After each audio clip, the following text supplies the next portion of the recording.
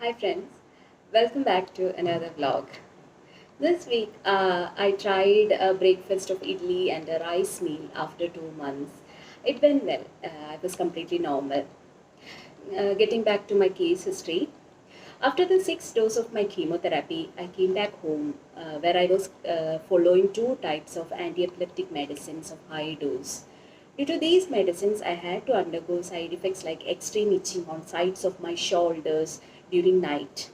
Finally, after getting my doctor's permission, I visited a nearby dermatologist to discuss regarding the itching because even after trying the antihistamines, the itching had not gone down. As expected, the reactions were diagnosed as side effects due to anti-epileptic medicines. But my doctor at Trivandrum Medical College did not allow me to stop the current anti-epileptic medicines, but he asked me to visit him on the OP next day. When the doctor saw me, he was surprised on seeing the irritated skin on my palms, lips, and shoulders. He thought it's a case of relapse of lupus. He asked me to get admitted immediately. Soon they started intramuscular steroid injections as I soon started high fever as well. But even after that, the itching did not go down. But he referred dermatology consultation in the medical college itself. To my surprise, the same dermatologist I consulted at my place was working there and she came in. The dermatologist got angry that the anti-epileptic medicines had not been stopped after her advice the last time and wrote a query as Stephen Johnson syndrome slash toxic epidermal necrolysis in the case sheet. But even after 2 days of stopping the medicine, the itching did not go down. Soon it was found that the nurse in charge over there had not stopped giving me the anti-epileptic medicines due to her carelessness. By that time, my condition was very worse with skin-wide blisters filled with pus and body-wide burning sensation. I was completely bedridden by that time. I was in such a critical state that when I woke up from bed, the sheet would have been sticked onto my body because of the blood and liquid from my blisters. Once I got a mirror view of mine, even though my doctor has advised me not to, where I saw that my face looked like a person who have been burned alive.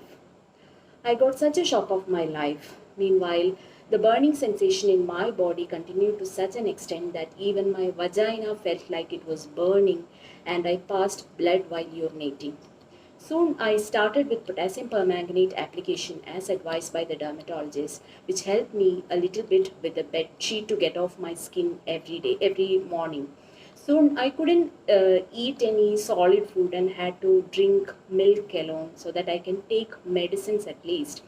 I couldn't even wear any piece of cloth as my skin started to peel off by the mere touch to any surface.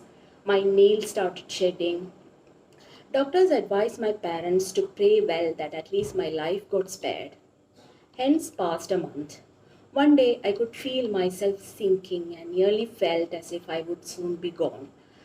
My mother was even then very strict that the room was clean and was busy in taking care of me. I nearly wanted to call out to my mother and tell that I'm leaving, but I couldn't.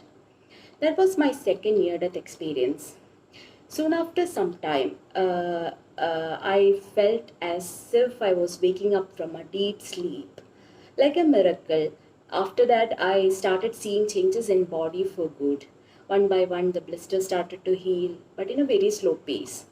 Toxic epidermal necrolysis was the condition that I was going through for the past 1 month. Meanwhile, doctors continued their best treatment and soon came the day for discharge. After my discharge from the hospital, I didn't go back to my house but went back to a rented house very near to my mother's office so that she could have a look at me whenever she wanted to during her office hours. But I still couldn't accept myself or my facial state where I looked like a ghost. But never have I ever asked any doctor that whether my skin would be back to normal. Uh, Instead, I tried to live with it or adjust with the condition. That was my attitude towards my condition always. This all happened in the month of July in 2007. By October, I went back to college to resume my studies.